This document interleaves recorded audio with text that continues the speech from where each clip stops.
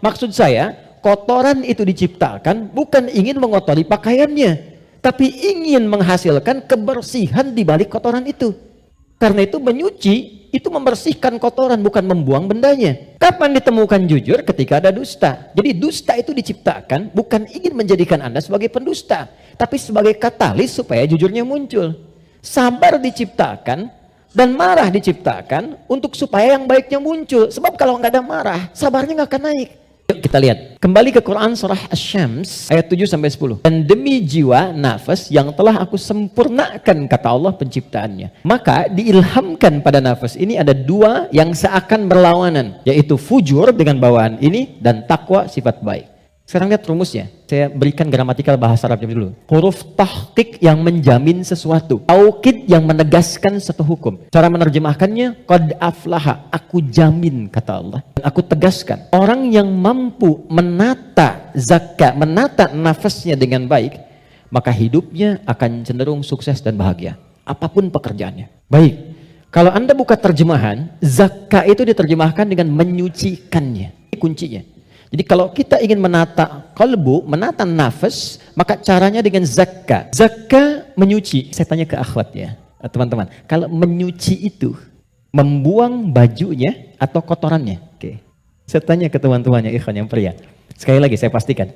Menyuci itu membuang bendanya atau menghilangkan kotorannya? Kotorannya. Baik, sekarang saya tanya pada semuanya. Kalau tidak kotor, mungkin gak dicuci?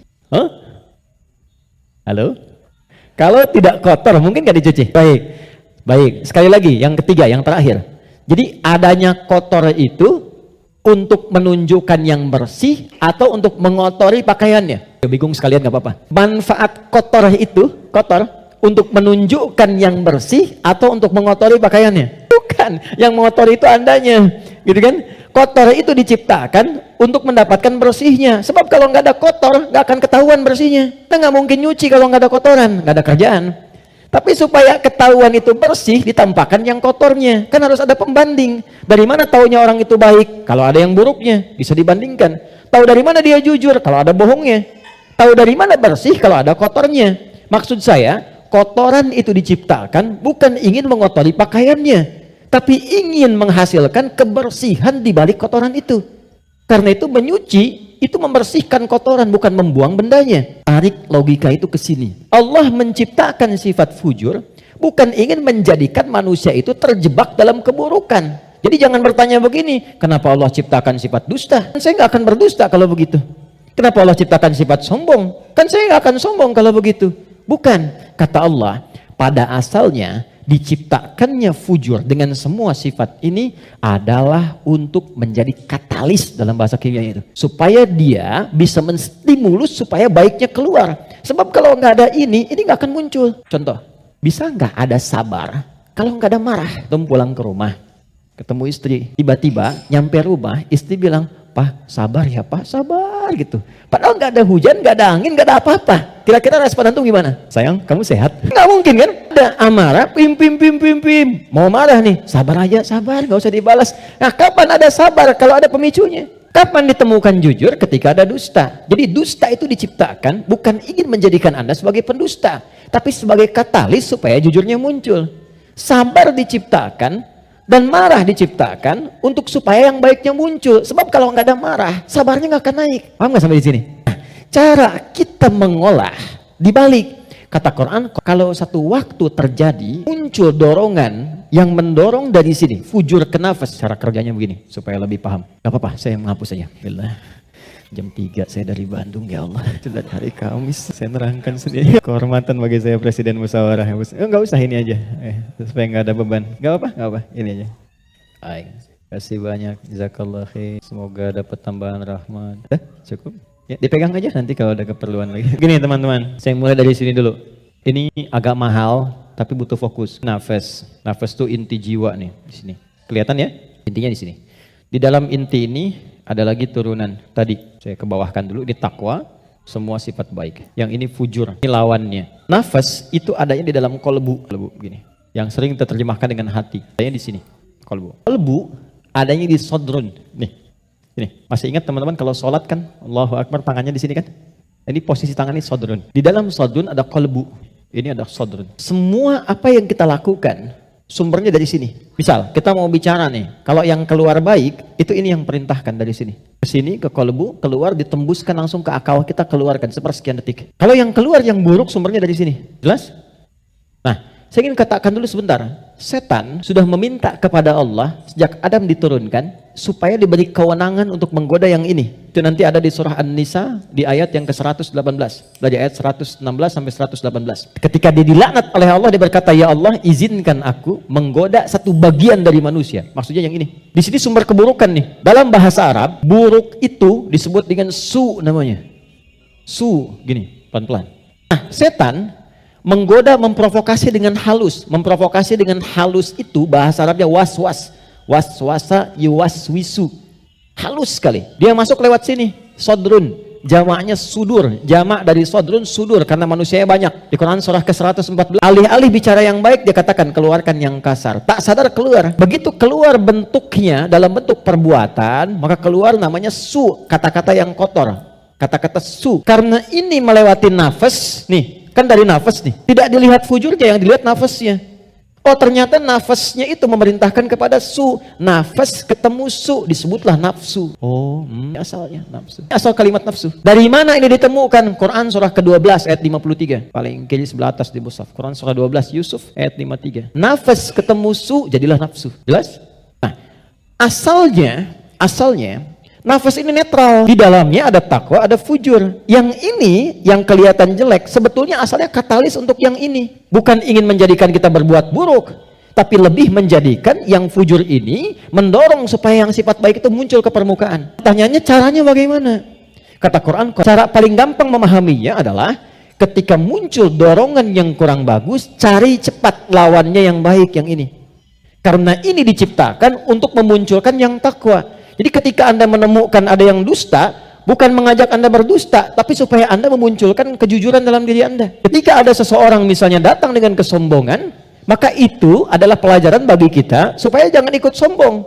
Yang dimunculkan sifat rendah hatinya. Dicari lawan terbaliknya, poinnya. Prakteknya bagaimana? Contoh, lawan cemberut. Lawan cemberut apa? Senyum. Jadi kalau istri cemberut, harusnya antum senyum. Cemberut dititipkan kepada istri bukan membuat antum supaya marah atau mengintegrasi, tapi supaya antum senyum. Antum pulang ke rumah, lihat istri sedang cemberut. Oh, cemberut, lawannya apa? Senyum. Sayang, Pak cemberut, kayaknya kenal. Seling, ada hadiah iPhone 14 Pro Max misalnya. Contoh. Dalam hidup itu simpel sebetulnya, cari lawannya. Sedih lawannya apa? Senang. Ketika ada seseorang sedih, cari apa yang bisa membuat dia senang. Ya, ketika seseorang misalnya sedang gelisah, cari ketenangan. Ketika ada seorang berbuat sombong, antum datang dengan kerendahan supaya mengajarkan dia kembali kepada sifat rendah hati ya. Kalau semua orang bisa melakukan semua ini, walaupun tidak mudah mengerjakannya, maka kata Allah hidupnya akan cenderung bahagia. Itu asalnya. Tapi problemnya adalah di sini ada setan yang memberikan waswas supaya ini muncul dominan. Apa yang bisa mencegah dan menghambat setan supaya tidak menjadikan manusia dominan dengan sifat fujurnya dibanding takwanya? Sebelum sampai ke sana, saya ingin jeda dulu, saya ingin simpulkan dulu konsep dasarnya. Jika kita ingin menata nafas dengan baik sehingga tidak didominasi oleh nafsu, sifat-sifat yang kurang bagus, maka setiap mendapati kekurangan-kekurangan atau hal yang kurang positif dari siapapun lawan kehidupan kita, maka cepat munculkan lawan baiknya. Kadang-kadang yang diuji bukan kita, yang diuji orang lain, tapi yang disasar hikmahnya kita. Itu namanya fitnah. Jadi fitnah itu tidak harus selalu tuduhan, bisa jadi ujian. Misal, bahkan amwalikum fitnah. Kata Allah, anak-anak itu jadi fitnah. Maksudnya apa? Kadang-kadang di anak-anak ada aktivitas-aktivitas yang mungkin tidak ideal, yang orang sebut dengan nakal, kan? Padahal tidak ada anak yang nakal. Boleh jadi anak itu dibuat aktif supaya kreativitas orang tuanya makin muncul. Jadi ketika Anda melihat anak-anak punya ekspresi tersendiri, lihat dulu dari yang kurang bagus itu apa yang dimunculkan yang baik supaya keluar. Caranya sama dengan begini. Itu ada kejadian di Cianjur, musibah.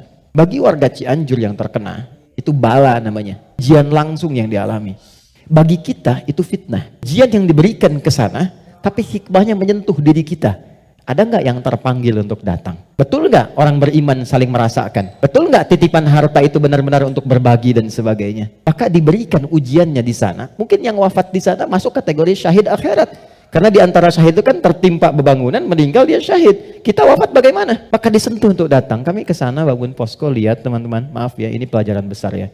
Mohon kalau kurang berkenan, mohon saya dimaafkan dengan kalimat ini. Demi Allah saya katakan, rumah yang mewah sampai yang biasa hancur. Dan yang paling menarik bukan itu.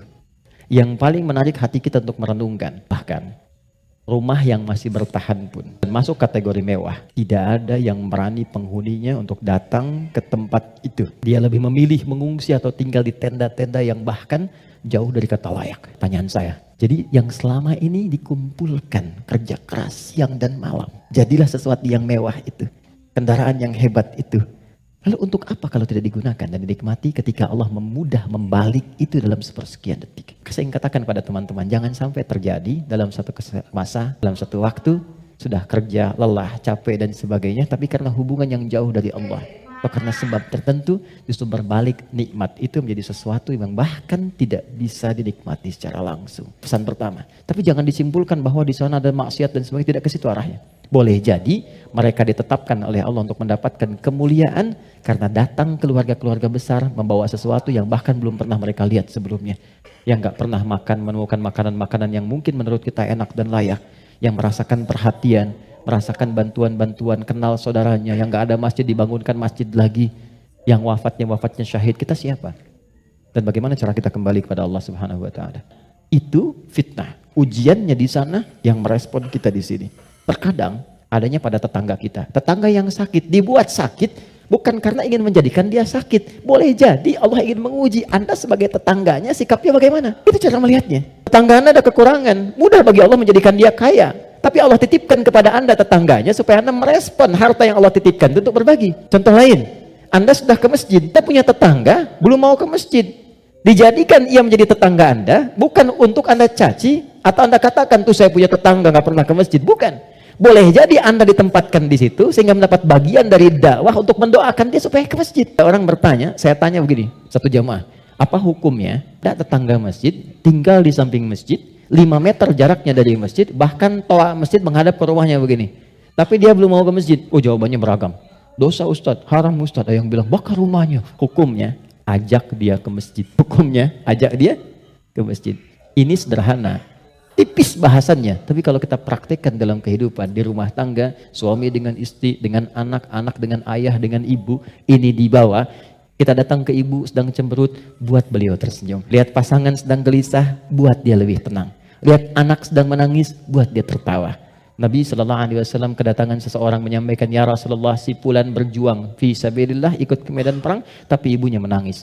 Dipanggil oleh Nabi anak itu, katakan, irja, pulang kamu, bikin ibumu tertawa seperti engkau membuatnya telah menangis. Konsepnya sederhana, tapi kalau kita bisa mengendalikan itu dalam kehidupan, maka kebahagiaan akan nampak di depan mata. Setidaknya itu kata Al-Quran. Oke, saya berhenti sejenak, kita dialog dulu. Nanti setelah itu saya akan sempurnakan tentang provokasi setan dan bagaimana mencegahnya. Ada yang mau ditanyakan? Saya perkenankan.